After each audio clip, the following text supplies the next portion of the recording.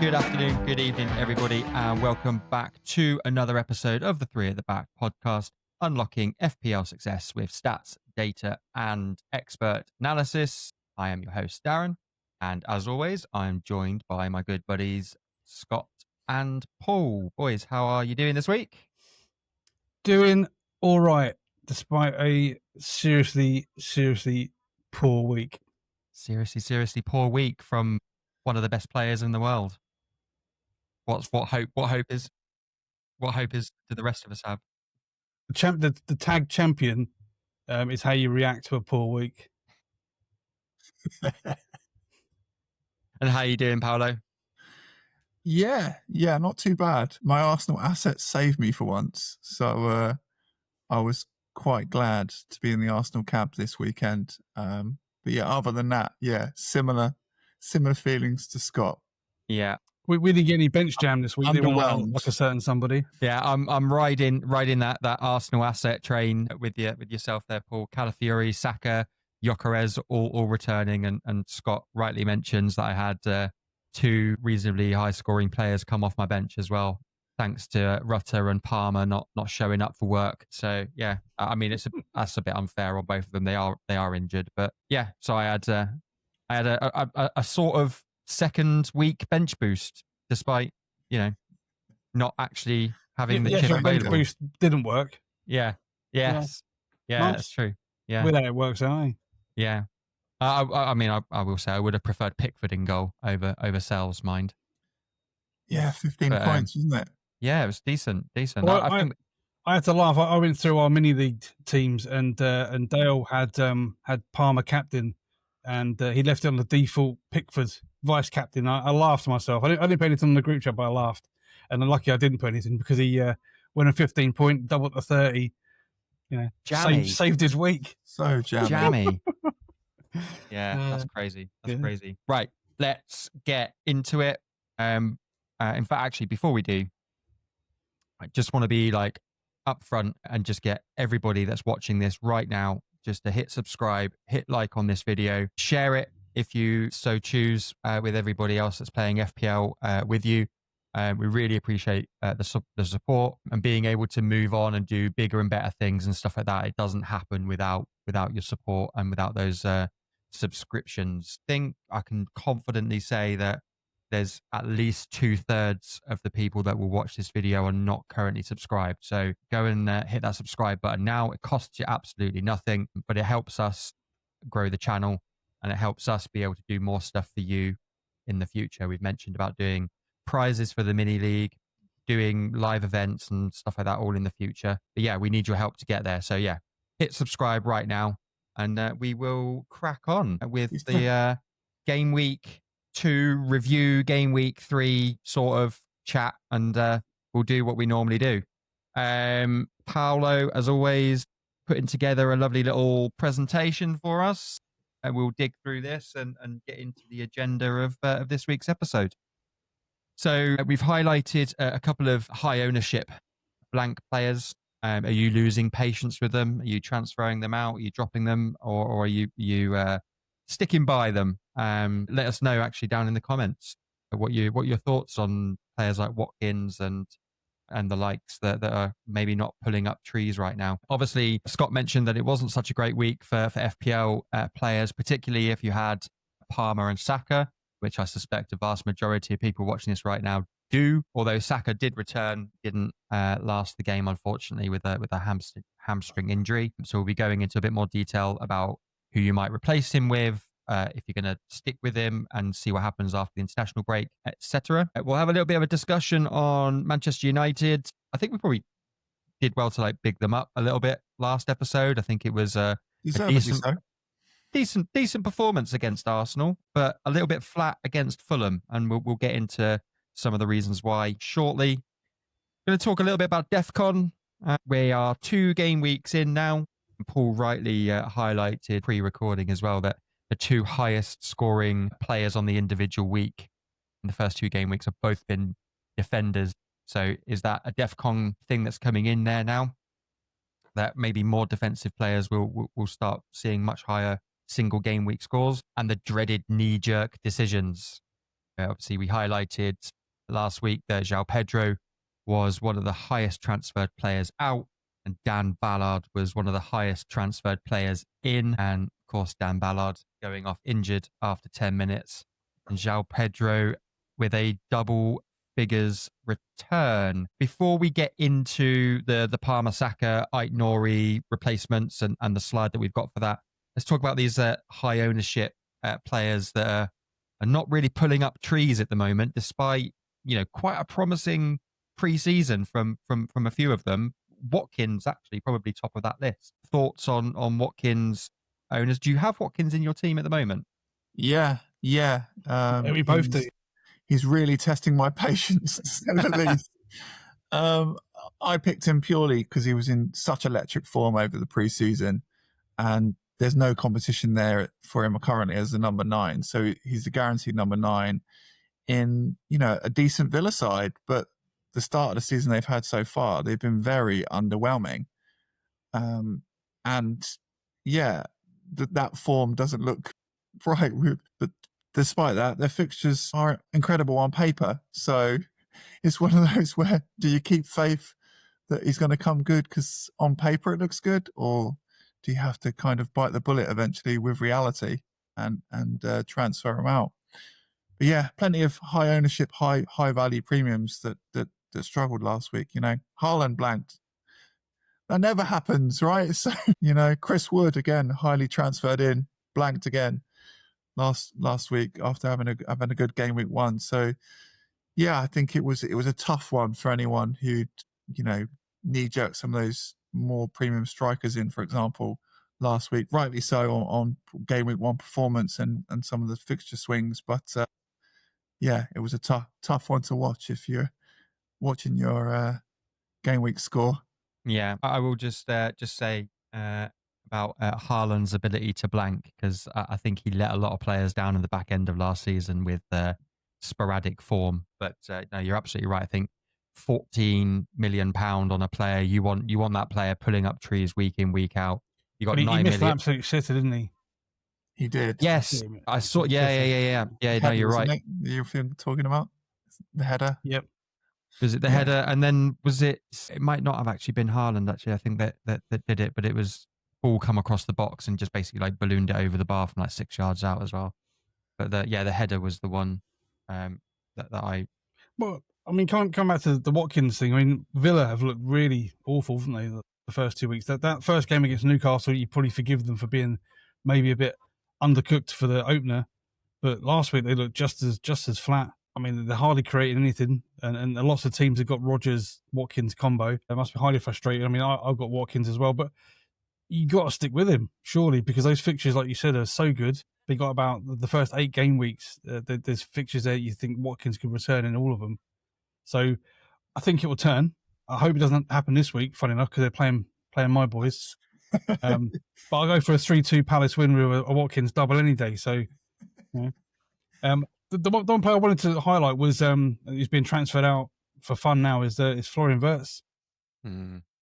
I was unsure. I mean, my deadline decision to get rid of Wirtz and bring in Gakpo has paid off nicely, because I was unsure from an FPL point of view his impact.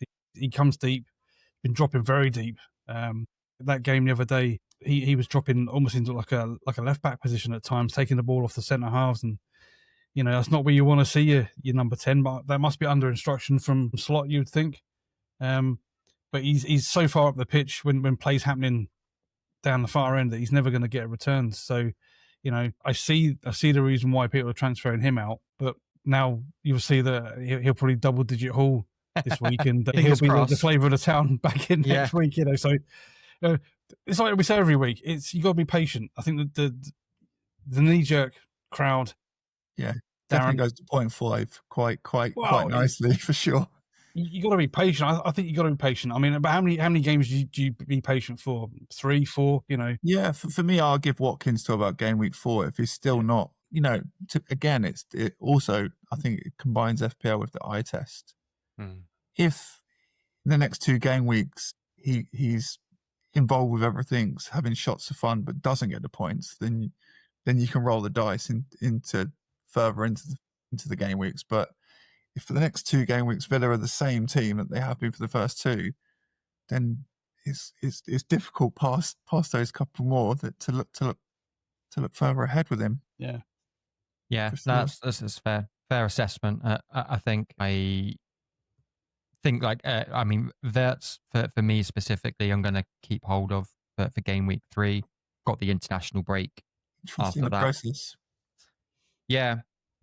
But also, like, I mean, we'll get into our teams in a little bit. I've already made my transfer, and I just don't know whether or not risking a -4 on someone immediately before an international break is the smart play. I think it's just be patient for this week, see what the lay of the land is after the international break, and and obviously then that transfer rolls into game week 4 as well.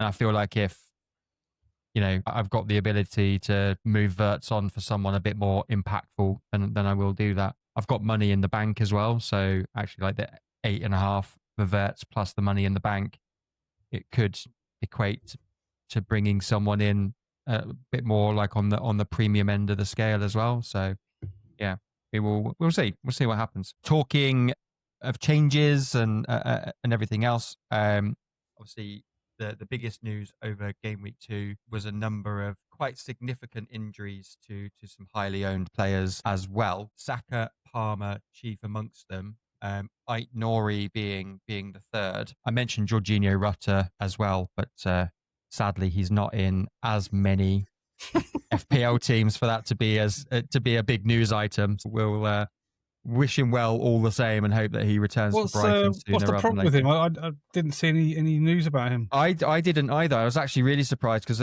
when I checked the live scores and saw that he had 0, I was like, oh, okay, maybe like he's on the bench or there's a bit of rotation. I can take that. That's fine. He wasn't even on the bench, so he didn't actually make the squad at all. No. So I've not really been. I don't really know what the update is on that. But the FPL app said that it's just a knock and that he's yellow flagged for game week 3. I think they put that when they don't know what the actual reason is. Yeah, that's true. Yeah, it's like match fitness or whatever. Yeah, whatever it is. So let's do a deep dive onto the 3 players where we feel like certainly the effective ownership of these 3 players. I would imagine that you could probably almost kind of put them in that little template kind of level of picks. And now, there probably is quite a few people out there that have all 3 players that are in a bit of a conundrum now. I mean, I had Saka and Palmer. Do I take a -4 to swap both of them out, or do I wait until after the international break? Both players' injuries reportedly will be quite short term. Is it just a case of just benching them both for a couple of weeks and hoping that they hold their value or whatever? Well, I think with Saka, because the Arsenal fixtures are pretty tough in the short term, I think he's a definite sell if you have him. In my own team, I plan to get rid of him this week anyway. He was just a first 2 games, get that Leeds game out of the way. And then, so it hasn't changed my plans regarding Saka. But I think if you have him, sell him. Palmer's are different because I think the news on Palmer was a lot better than first thought. And Chelsea's fixtures are pretty nice. So I'm willing to hold Palmer in my own team, just see the news after the international break, then make a decision. Ait Nuri, no real news has come out about him. I know there was managers in our mini league that have all 3. Some managers I've seen online have been forced into an early wildcard because of these injuries. So it has a bit of a big knock on these early door injuries. And that's FPL, isn't it? What a carnage week it's been. I mean, if you had all 3 and you had Mark Gui on the bench to come on, and at least he got a point this week, I guess. That's FPL. I mean, for sure. I had De Kuiper on the bench, my first sub. He scored nothing. Darren had Paqueta on the bench. He gets him off for 9. Good management planning sometimes doesn't pay off, does it? No. I mean, it is luck of the draw sometimes, isn't it? I think it's one of those. Again, it's one of those things as well. It's like that's the reason that 11 million people across the world play this game, right? For moments like this, because it's the frustration, but also like for some of us, it's the joy of that luck actually paying off a little bit. It's peak FPL, because we always talk about the skill versus the luck element of the game, and sometimes you reap that luck and good on you. I mean, it's hopefully, like in football itself, the luck levels out and you get the results and the decisions going your way somewhere down the line. I'm owed quite a big bit of luck already. Yeah, I think you've used yours up already, Darren. I mean, I certainly hope not. We've got another 36 games left to go, so we'll see. Hopefully, there might be a few more dodgy bench players coming off and saving my week. Well, in terms of replacements, I think the most likeliest is probably a United midfielder for Saka. They got Burnley this week. If you take it into just single game weeks, you look at Cunha and Burmo, even Bruno. If you forgive his penalty miss, he hit DEFCON points this week, Bruno, so he's definitely in there. And then the game week 1, he only missed him by one point for hauling again. So yeah, but you look at the United fixtures there. Burnley, beautiful.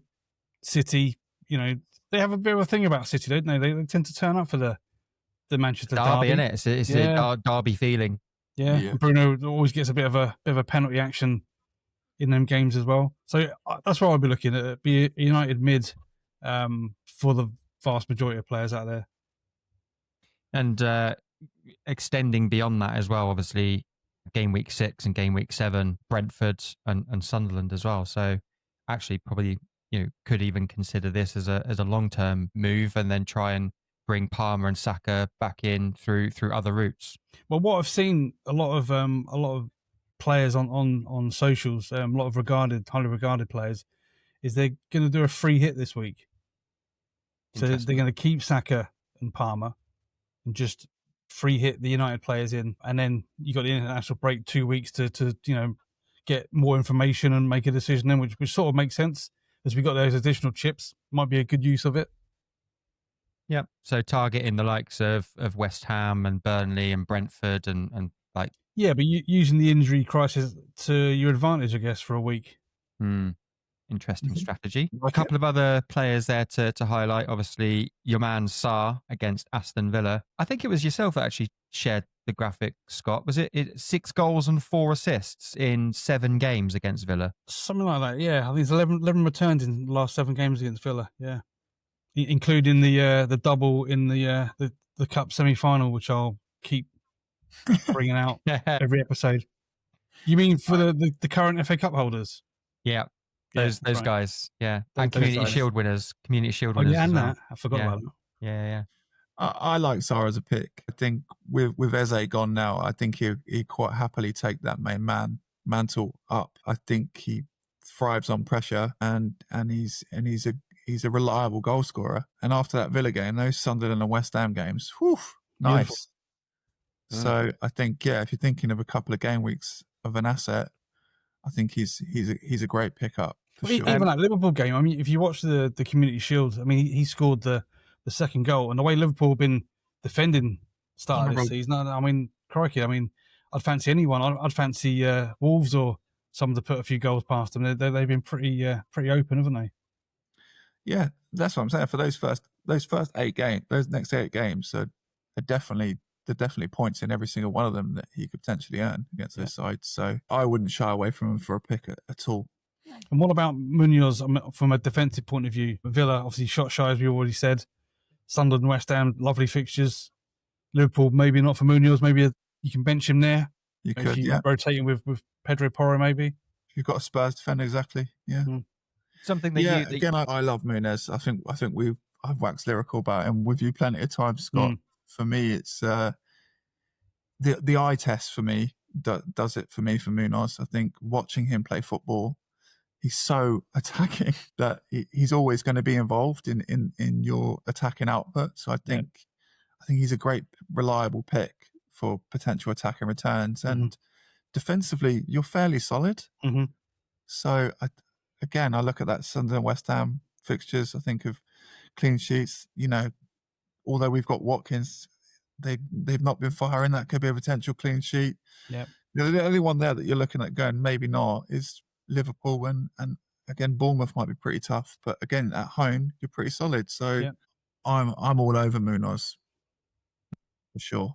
I think it's like that you mentioned obviously like the eye test and seeing him as actually play across 90 minutes. I would love to see a heat map of Munoz like in one of his better games, like one of his like high returning games. Almost every time that Palace are on the attack, they have a shot on goal or whatever. Like Munoz is in and around that 18-yard box, pushed up so high, the ball all the way into the box, and quite often he's the one that's like grabbing the rebounds, or he's getting the assist, or he's he's involved in the move to get you there in the first place as well. So, well, I highlighted before. I mean, it is a general tactic of Oliver Glasner's to get him in those positions.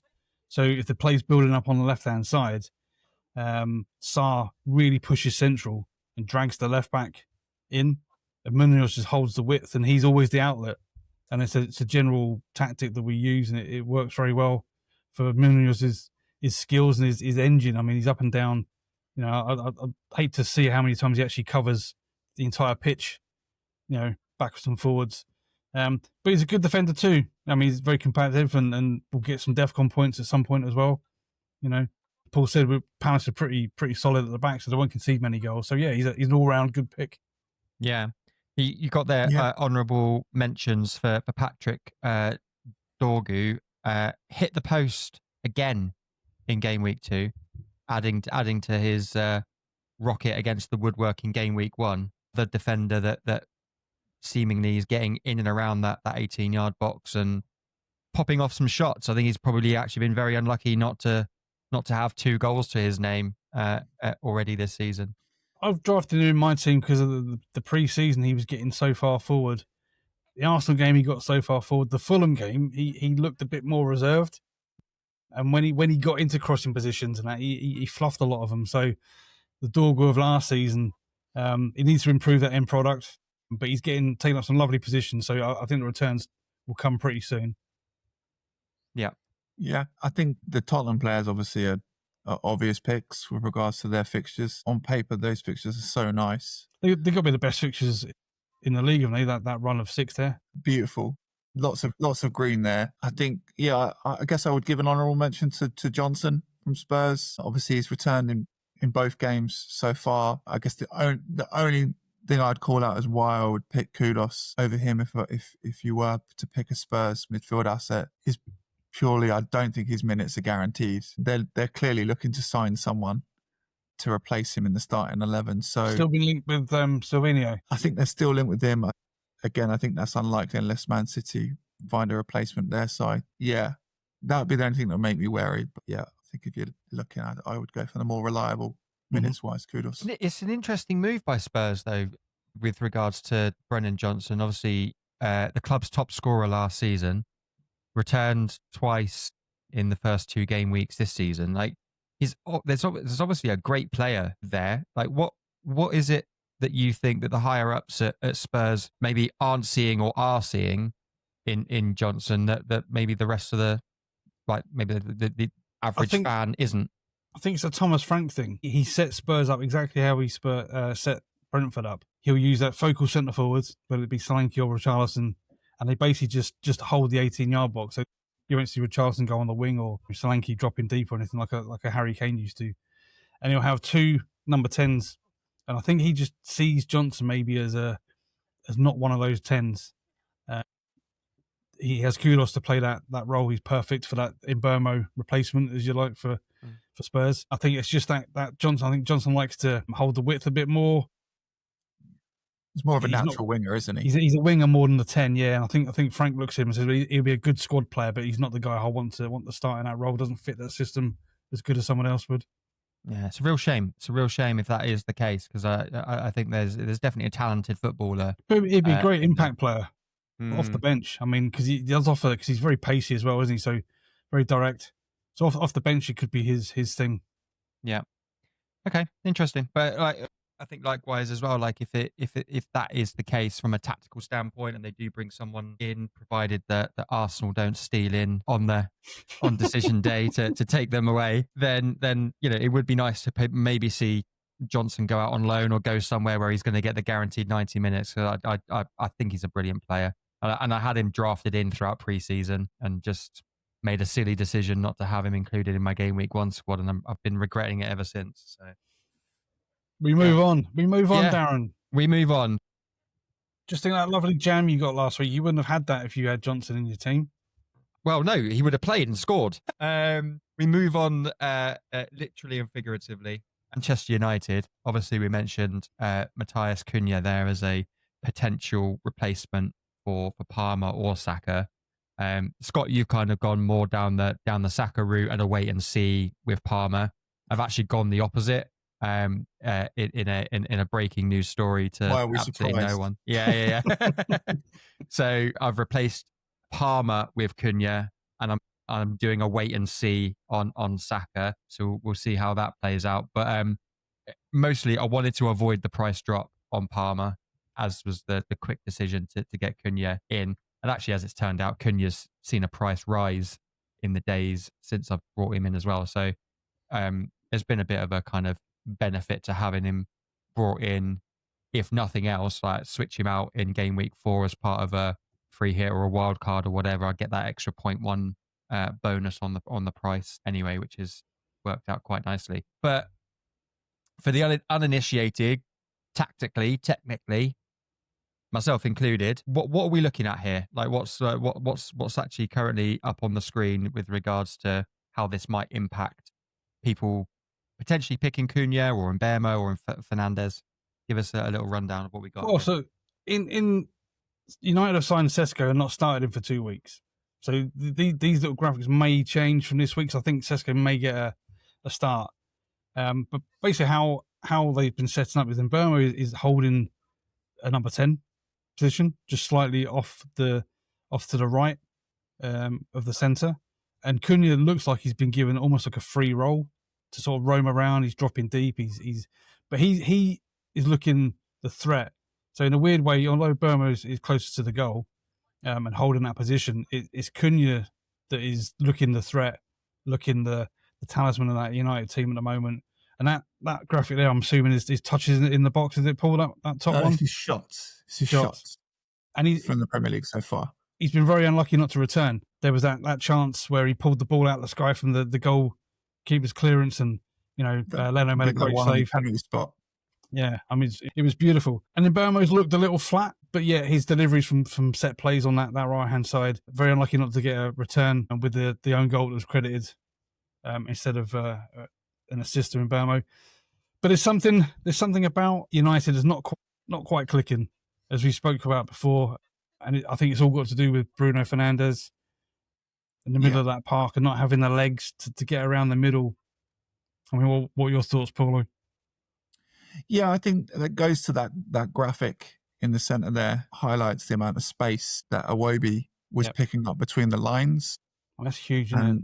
And that's purely because Bruno is the second midfielder next to either a Casemiro or Ugarte, and we just know he hasn't got the legs. Mm-hmm. He's not defensive minded, so he's not going to be keeping the shape that two pivots would. So if it was Ugarte and Casemiro, it might work a tiny bit better, even though they don't really have the legs probably to cover the distances that you need to be a successful double pivot in the Premier League. And from a layman's point of view, how does that affect the forward players? It means they're having to drop in. In my opinion, they're having to drop deeper to try and cover gaps. So it's making them disjointed, I think is probably the right word to describe it. And therefore they're becoming disjointed then when they're going backwards, which then when they start to move forward, they're all out of position already. Well, they can't keep teams pinned in either, so that pressure never builds because they're so easy to play out from. Yeah, they're not keeping the pressure on because Iwobi in that second half, he was just the outball every single time. Yeah, and he just couldn't keep the ball in the end. Yeah, I think the one encouraging thing, I guess, from Bruno's perspective, if you're looking at Bruno, his stats, his underlying stats in the game are up there. Obviously, the XG per 90 is going to be high because he had a penalty, so I would take that with a pinch of salt. But again, 2 shots per 90. He's right up there. He's not so involved in the build-up. So, again, that's something to be wary of. But, again, his assists per 90 above the Premier League average so far as in his assist percentage opportunities are Well, up there. There was a stat I read as well that I should have sent over to you, was that Fulham had the highest XG at the game week. Wow. Which shows you that they were getting through pretty easily, to that United backline. And because of that, I mean, De Ligt picked up DEFCON points. Bruno himself picked up DEFCON points because most of his good work was coming backwards. Yeah. They looked, I mean, from the encouraging opening game against Arsenal where people thought, wow, the United are back. They looked fired up, moving the ball quickly. Arsenal didn't really cause them a great deal of grief defensively. Fulham just turned out on its head, and back to United of last season where it's all disjointed and, people have drafted in their assets and, now I'm not sure for this week, for this Burnley game. Yeah, and again, all the encouragement was early on. They started, like, the first 10 minutes was so encouraging. They had 4 shots in the first 15 minutes. Yeah. And then struggled in the second half to get any shots at all. Yeah, once Fulham worked them out and Marco Silva made a few little tweaks in that, Fulham were the best team for probably 75. They brought Sesko on at half time to try and change the game. The poor guy didn't receive anything in that second half to do anything. So they really struggled. And then, again, the same thing with the set pieces. That's a continuous problem. 23 corners conceded since season 23-24 season. That's the most in the top 5 leagues in Europe. Wow. But it was a clear tactic as well that Fulham were putting the ball right on the goalkeeper, weren't they? Every single time. And they're going to continue to do that. Another interesting stat I found is only Genoa have scored less first half goals than Man United. Well, what does that tell you? How'd you read into a stat like that? Slow start, isn't it? They failed to score in 29 games. Wow. Genoa are the only team in Europe that failed to score those first half goals. They don't want to impose themselves on teams, or they can't impose themselves on teams early on. I mean, most teams at home, like you watch the Leeds Everton on opening day, Leeds just impose themselves, didn't they, early on? This is the tempo we want to play. This is the style we want to play. Move the ball quick, and goals come from that sort of play.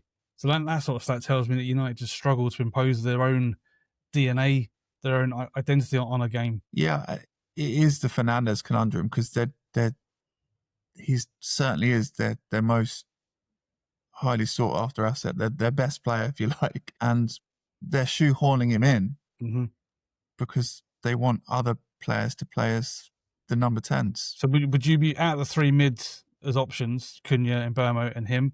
Would you be put off bringing in Bruno? It's a tough one because, again, he, outside of his penalty miss this week, he's usually very reliable. But he buries that. We're having a different conversation, right? Exactly. The game's different as well if he does bury that, which again goes back to the Bruno responsibility. Mm-hmm. He hasn't got the captaincy. He's not a captain for me. Mm. The whole with the referee nudging his back. I was going to say, what would you make of that? Because someone did point out that on the seconds, on the actual penalty take itself, he didn't use his usual run up and little skip.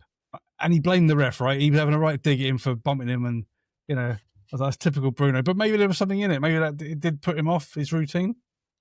But you're a professional. Yeah, that shouldn't be enough to put you off. No, it shouldn't be. No. Yeah, I have my concerns with Man United assets in general. As soon as watching that game, it just felt like the same old Man United from last season. Yeah. Yes, they have they improved? Yes, certainly. The attacking assets they've bought, it would be crazy for them not to be able to improve with the level of quality they've bought in. But will it be enough to get them to step forward into those European places? I'm currently not seeing it. It might, after 10 game weeks, maybe we're talking about a different Man United side. Maybe that's... So I think it'd be a wait and see. But from an FPL assets perspective, I certainly will be avoiding them despite that lovely Burnley game. And there's still a few days left of the transfer window. Have they been linked to anyone like in that holding midfield position, apart from the Baleba one, which has gone very quiet? Not that I've seen. I may have missed it. But yeah, I haven't seen much. Last thing I saw was they were linked to a goalkeeper. Was it Lammers, the Belgian? Is he good at claiming crosses? I would hope that's why he's picked him. Shocker. We've gone from wanting keepers that are good with their feet to keepers that can just catch from corners. Be a goalkeeper, you mean? Yeah, exactly. It's 1993 all over again. Oh, well, thanks for that little tactical breakdown. It's always nice to sort of hear people that kind of know what they're talking about, like when they see these things. Because I'm very much self-confessed kind of like casual fan of football in general. I watch all types of games from all over the globe and whatnot, but I watch it for entertainment. I don't necessarily get to enjoy the tactical kind of side of the game in that way. So I appreciate you giving us a little bit of insight into that. I guess the only thing that I would add, Scott, because you mentioned about the, who would you take from like Bruno, Cunha, and Mbeumo. Obviously, I've gone with Cunha, but I guess the additional value that Bruno does add is obviously penalties, set pieces, corners.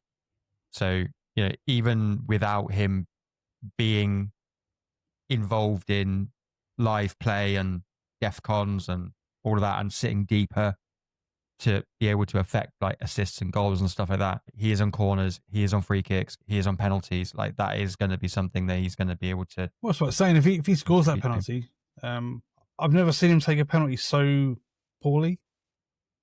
I've seen him miss before, but usually the keeper saves it. I've never seen him miss a penalty so wild. But if he scores that, like I said, he's comes away with a 12, 13 point haul, and this conversation is completely different. Bruno's the talk of the town. People are getting him in because it's Burnley. That's everyone's picking. Exactly, and that's FPL in a nutshell. Yeah, agreed. We will see what happens against Burnley. We are recording on a Wednesday night. As it currently stands, they are losing to League Two Grimsby in the Carabao Cup. You couldn't make it up, but I'm being very skeptical because I don't know the team sheet. If I'm honest, I imagine it's a junior kind of United side. Well, we know Onana's in, and he's having an absolute mare. Man United have pulled it back. Oh, excellent. It's going to penalties. Is Bruno on the pitch? They made 3 subs at half time, so they brought some of the big guns on at half time. I'll keep you updated. Fair enough. DEFCONs, talking point throughout pre-season, the new rules that have been brought in, scoring metrics. 2 of the highest scoring individual players from game week 1 and game week 2, both defenders for various different reasons. Obviously, Dan Ballard with the DEFCON and the clean sheet and the goal. And then Urian Timber with 2 goals and a clean sheet. Did you get DEFCON in that game as well? He got an assist. Got an assist. Okay. Yeah. So Arsenal didn't do any defending.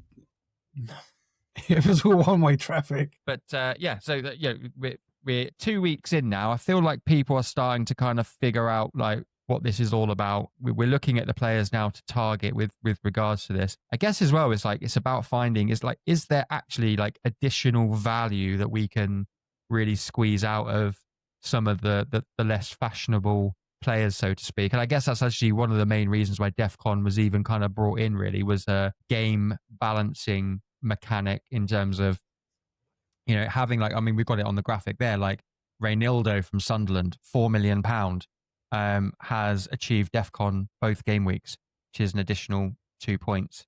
And obviously did have the clean sheet against West Ham in game week 1 as well. So there's definitely value, I think, now to be had when you're looking at that 4.5 million pound defender. Intriguingly, the only £6 million defender, or premium defender, as you would like to call it, that appears in that top 10 from game weeks 1 and 2 is Virgil. None of the other kind of high-priced defenders really appearing in there. If you count Tarkowski as a 5.5, but yeah, we discussed it, didn't we? Episode 1, that the 4.5 defenders could be equally as valuable as the premium guys.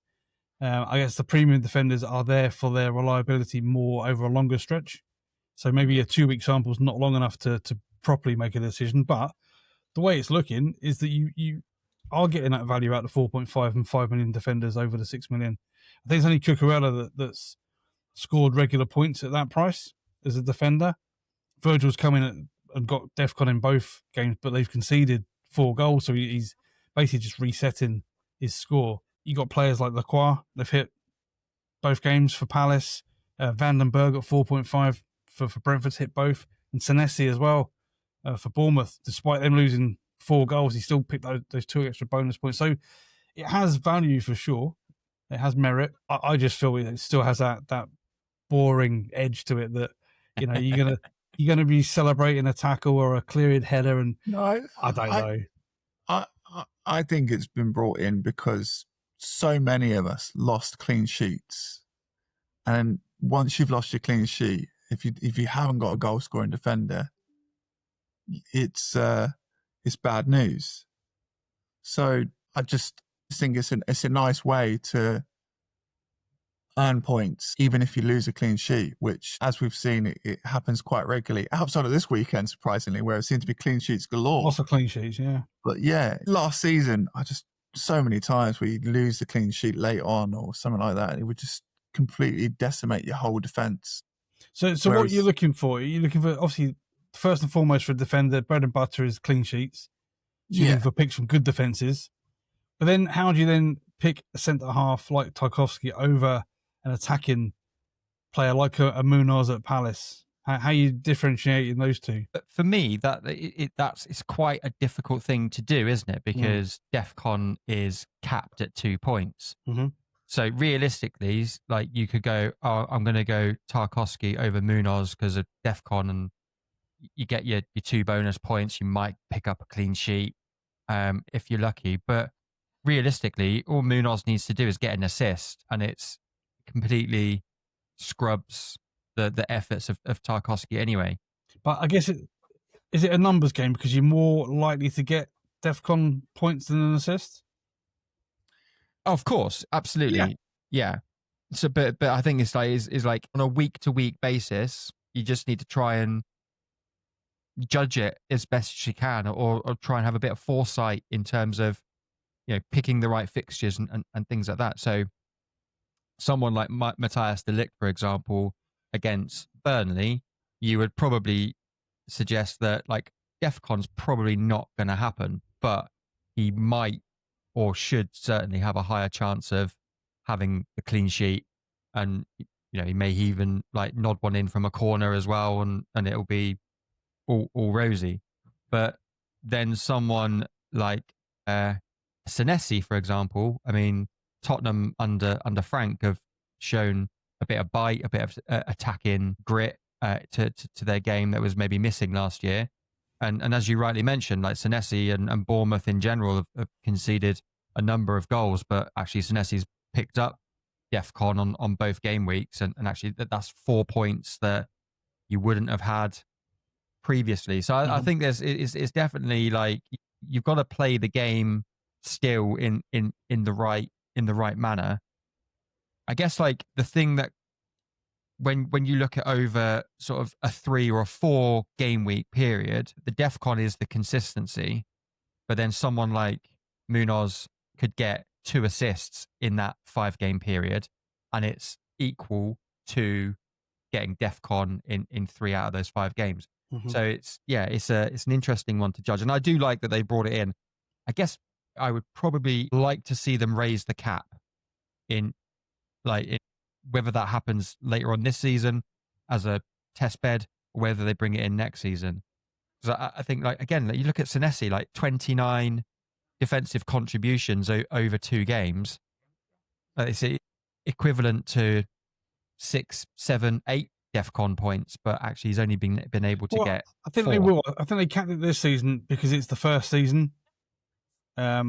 Get everyone used to the difference in the point structure. I think next season there may be like a step where for every eight DEFCON measures you get a single point, maybe.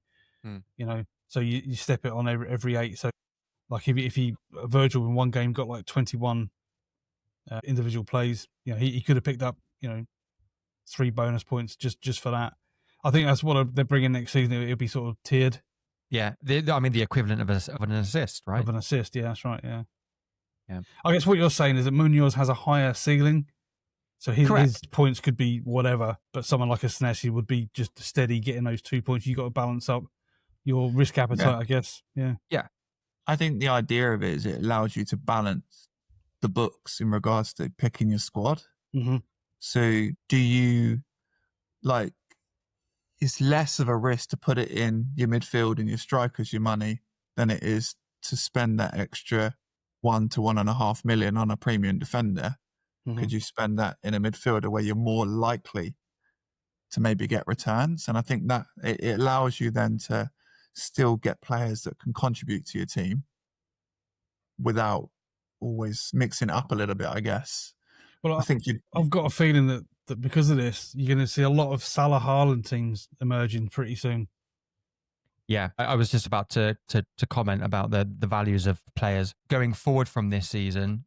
We'll have the data from DEFCON and the contributions that individual players have had, and we might see that next season that that kind of like 4 million, 4.5 million pound price point might not even exist. Mm-hmm. And actually, we do start talking about premium defenders coming back into the game because obviously they're adding that drip effect of like constantly picking up those bonus 2 points. But for this season, like realistically, you could literally have 5 defenders across your team and only spend £20 million of your budget. And then that makes Haaland Salah combos so much more viable. And I do genuinely think that that's what we will see going forward, maybe even as soon as beyond sort of game week 4, game week 5, when everyone's starting to think about those first wild cards. We'll see a back 3 or a back 4 of £4 million defenders, and we'll start to see Salah, Palmer, Haaland, triple ups and stuff like that. Mm-hmm. So I think the idea is to make it more competitive again at that lower price point.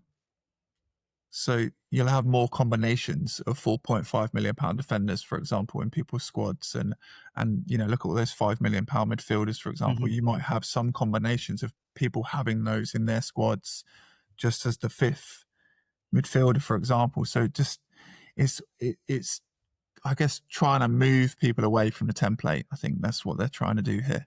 Yeah, no, which is highly appreciated, because I think particularly at the back end of last season, and maybe even really kind of around Christmas, I think you were looking at like Scott, actually, I think you mentioned that you were looking at those like kind of top 10,000 players.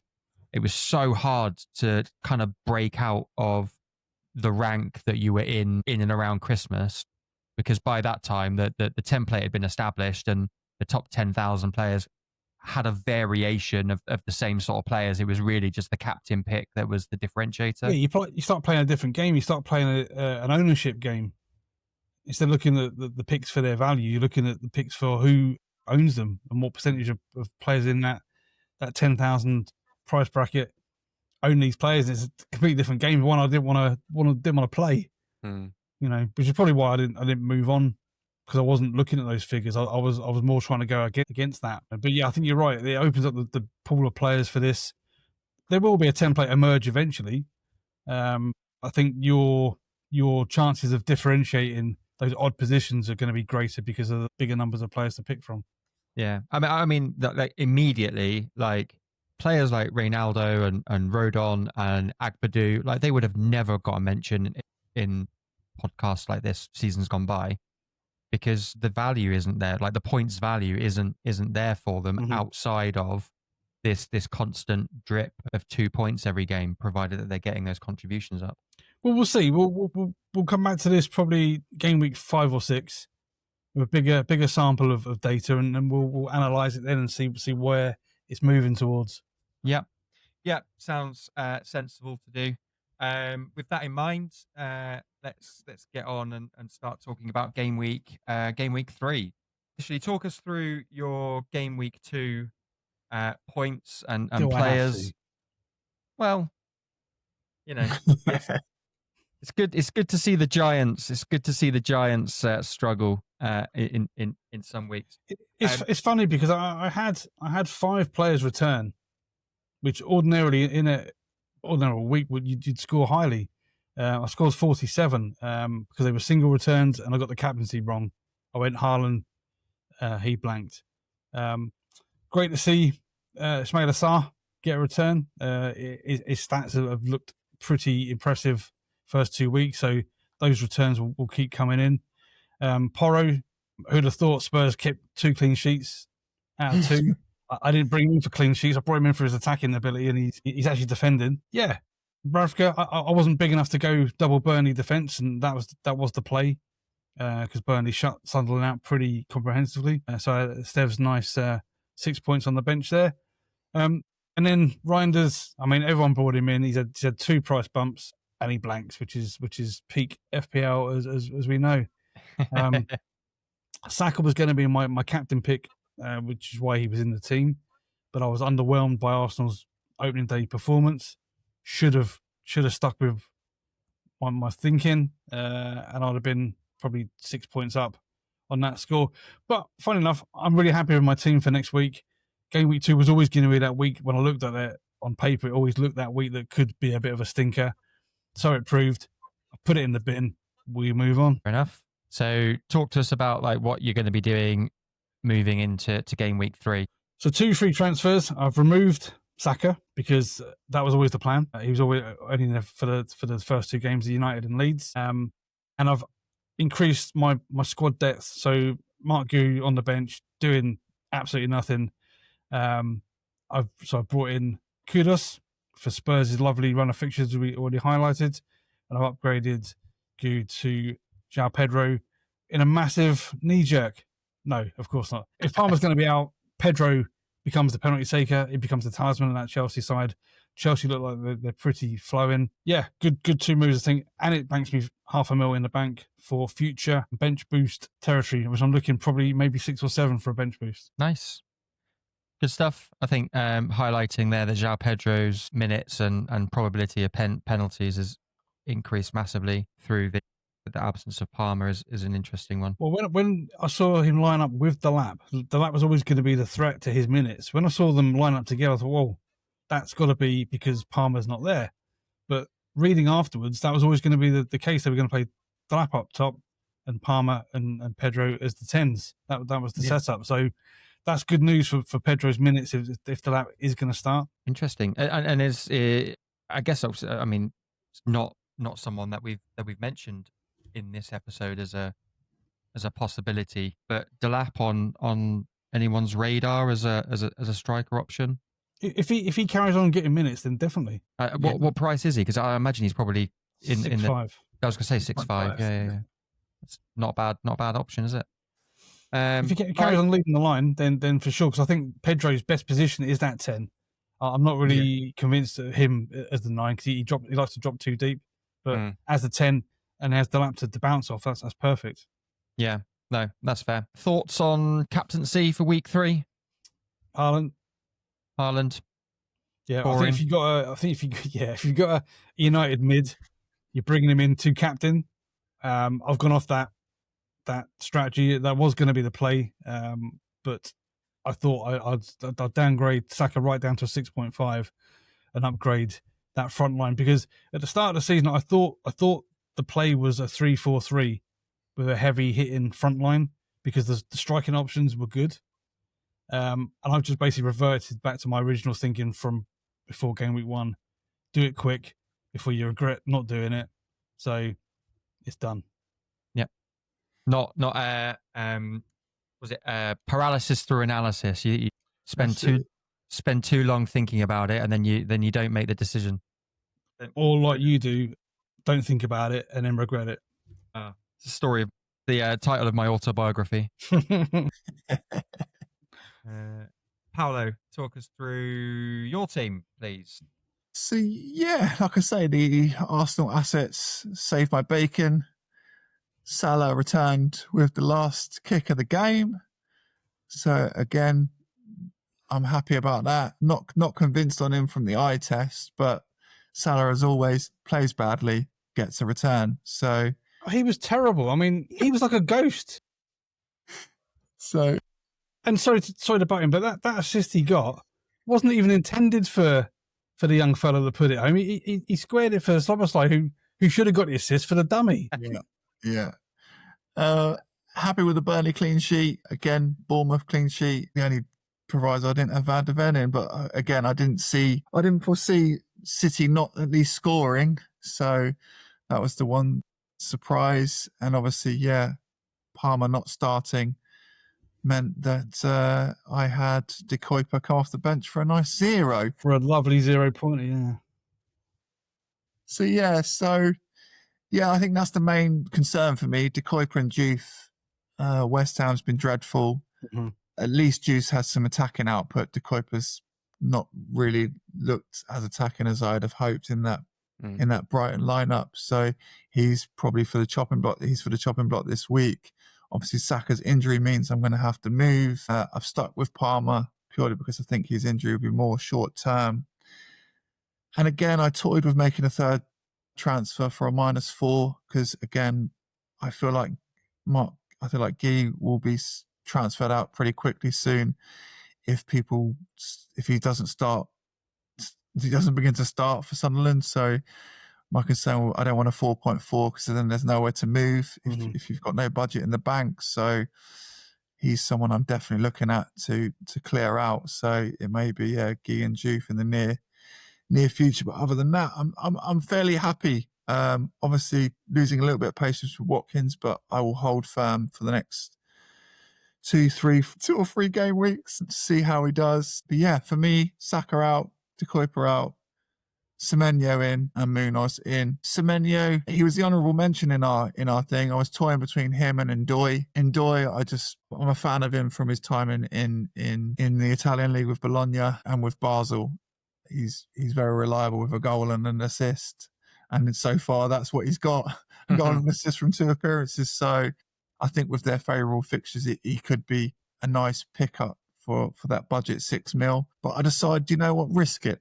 Let's go for someone that might not have the nicer of fixtures, but the guy's in form. So that's kind of what I've gone with. I think, yeah, I've gone with the guy that's looking good, looking lively, and so are Bournemouth. So he should have scored at the weekend as well. Like, we hit the bar from like 3 yards out. Exactly. So again, eye test. His shots hasn't stopped. So. Well, we picked him up for his finishing abilities from game week 1, and he reverted back to Semenyo of old last season. Yeah, you mentioned about players you were taking out just then. Just on that theme, Man United are out. Oh, no. No way. Oh, wow. Goodness me. So yeah. So, and again, Munoz, I wax lyrical about enough in the overview, but yeah, I've got him in for his attacking output and potential clean sheet output, especially with after the Villa game. Yeah. Thoughts on captaincy for game week 3? It's a real toss-up because obviously I've got Salah and Gyökeres playing each other, so I could captain one of them and no doubt the other one will score. I ironically quite fancy Semenyo against Spurs. Obviously, the stats would suggest no because they kept 2 clean sheets. They look more improved under Thomas Frank, but again, they managed to shut Man City out by keeping it tight. I'm hoping Bournemouth might stretch them a little bit more because they like to attack a bit quicker from and get out wide quicker, unlike Man U and City, who are more of a slower build-up possession type format, which is quite easily defended against if you've got an organised team. So I'm tempted by it. And then, yeah, obviously I'd be ashamed not to mention Watkins against Crystal Palace, but again, I might avoid him purely out of form. So, yeah, it's between probably Semenyo, maybe Milinkovic against West Ham. Clean sheet, who knows? They're bad from corners as well. Goal, that could be a nice. I'd go. Vic G's got to be the way Liverpool defended. I think Gyökeres has got to be your captain. It's a good call. With these type of things, my Arsenal bias kind of shrinking. I don't want to be disappointed twice. But do you think, from a game point of view, do you think Liverpool will go toe to toe with Arsenal, or do you think they'll play a proper game and sit in and defend properly and not try and take you on like that? If it was at the Emirates, then probably, but because it's at Anfield, I'd imagine they're going to try and attack us, which may suit Arsenal. Well, you got the weapons to hit them on the counter now with guys like Gyökeres.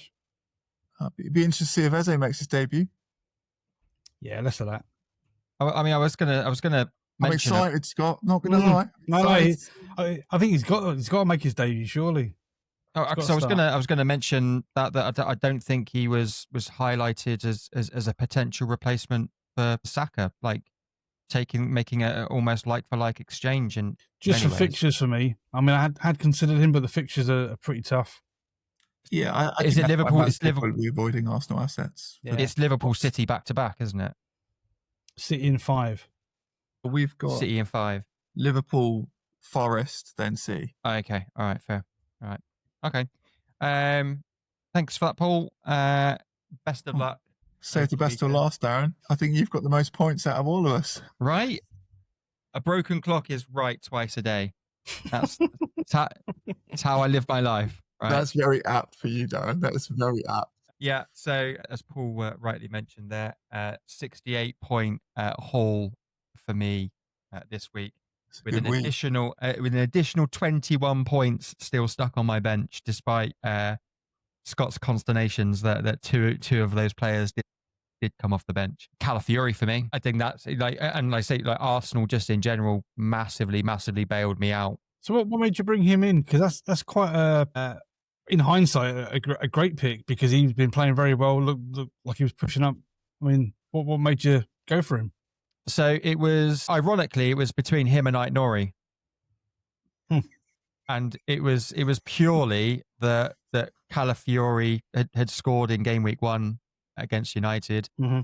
I liked what, again, Arsenal were doing from corner kicks and just putting it on the keeper. And I think it looks as though it's Calafiori and Timber that are kind of really on the keeper as well, and they're picking up those loose balls. I think actually, if I remember rightly, Timber's second goal, Calafiori had it almost like scuffed the shot. Got the flick on, yeah. Yeah. So, which is where one of those assists come from. But it looks like it's those wing backs are the ones that are pinning the goalkeeper in, and then Rice is just dropping the ball right on the keeper. So for me, tactically, ironically, even though I said like 15, 20 minutes ago that I don't really tend to pay much attention tactically to the game, that was something that I saw happening, and I was just like, okay, like let's just make it happen and see what happens, and it's paid off. Got a bit lucky with Paqueta coming off the bench as well, because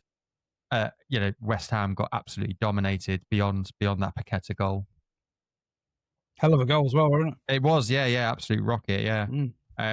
And Juve, again, talking about DEFCON, despite conceding 5 goals, still managed to come away from game week 2 with 3 points. But he got the assist because he knocked it about 2 yards to Paqueta before he launched it.